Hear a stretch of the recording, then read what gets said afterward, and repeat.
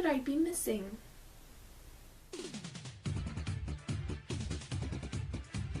So the bow on the front of the costume is going to be 7 inches by 13 inches. I'm going to measure that out in a rectangle.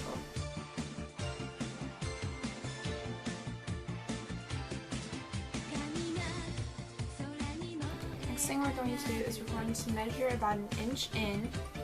So we're going to find the middle. We're going to measure 1 inch in.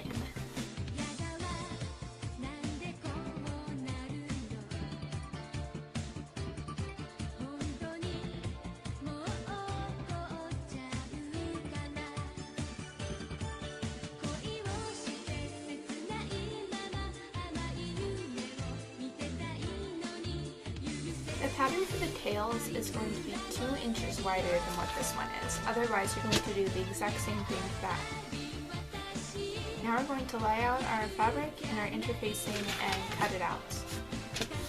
So my interfacing is a iron-on, which means that it's got little bumps in them, and those are little dots of glue. So I'm just going to lay this out. I'm going to press it with my iron until I can no longer see the glue dots. What's the difference between pressing and ironing? Pressing is this. Pick it up and lay it down. Pick it up, lay it down. Ironing is pressing down and swiping, then lifting. You just want to press it.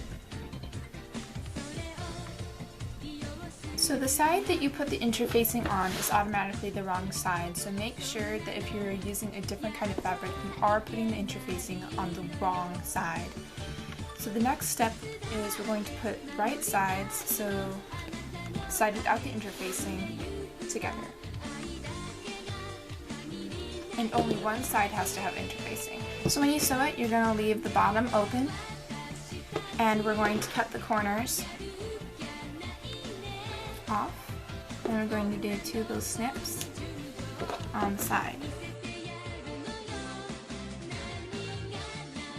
And this will make it so that when we turn it inside out, right side out, it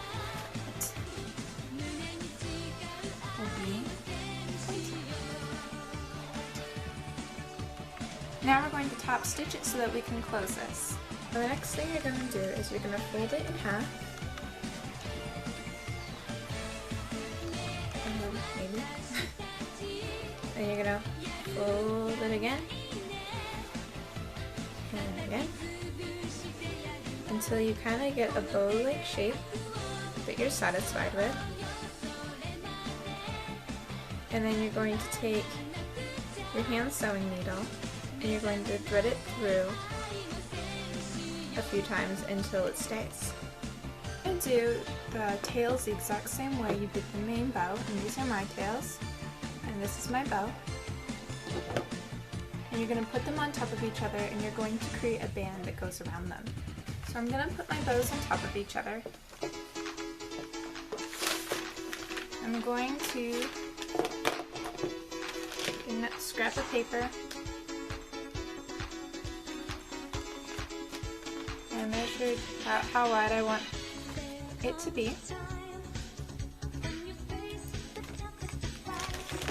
I'm going to cut where I think it's going to be longer than what I need.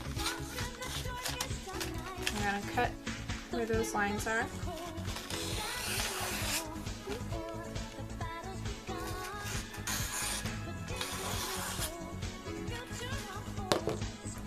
I'm going to wrap this around my bows.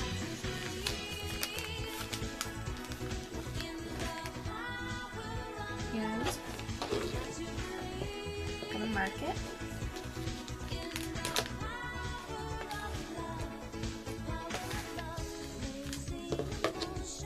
Cut. Here's my pattern for the tie. So you're going to make the tie the exact same way, except you're not going to fold it and hand tack it down. So the next thing we're going to do is we're going to take our two sides, and we're going to stack them on top of each other. And then we're going to take our band and wrap it around. And we're going to put whatever side we think looks prettiest on top. And we're going to hand sew it down again. And the last thing you're going to do is you're going to add a Velcro to the back of your bow and the front of your fuku. And then you're going to do the exact same thing with the back bow, except it's going to be larger. And in the description below I will put the measurements that I used for my front bow piece, the tail, and the back bow piece and the tail. This tutorial was for the normal Sailor Scouts that you see in the first season of Sailor Moon and Sailor Moon R.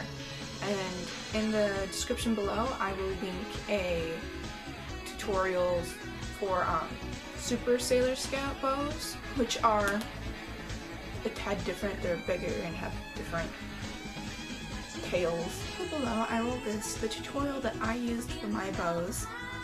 So if you have any questions, you can go there or you can ask me yourself. I hope this tutorial helped, and I'll see you guys next time.